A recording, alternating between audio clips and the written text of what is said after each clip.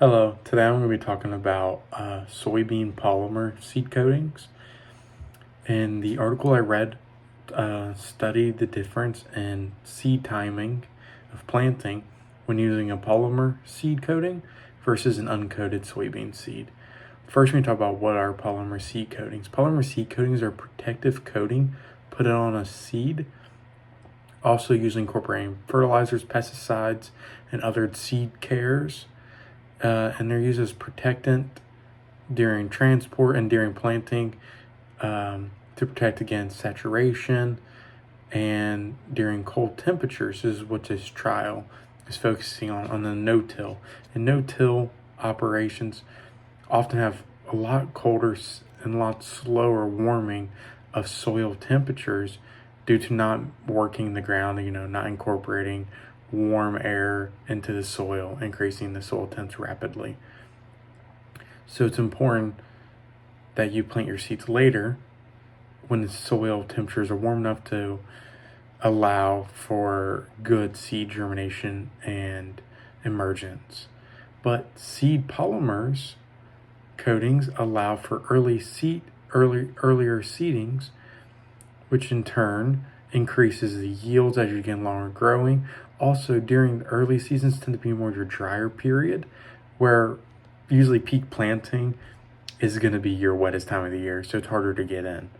But if you're able to get in early before all the rain, you have your seed just sitting there, and then when it starts warming up, the polymers break down, and then the seed emerges, and then it grows.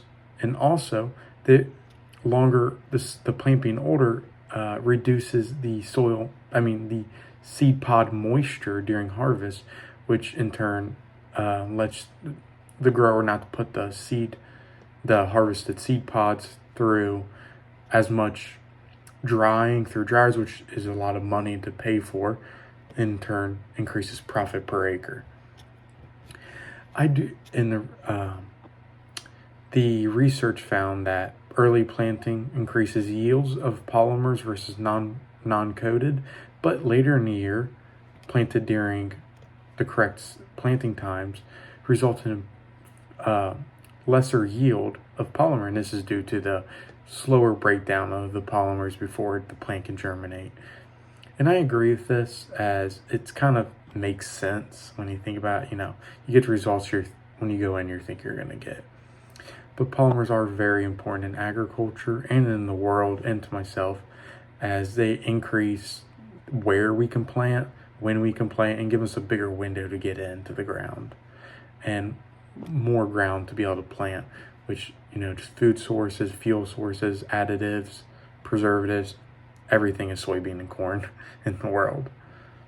And this relates to organic chemistry through polymers, through the breaking down of polymers and what they're used for, and just the different compounds throughout all of the soybean germination and emergence, and the chemicals that are put into it, and how they interact with water, temperature, and how they break down to other chemicals.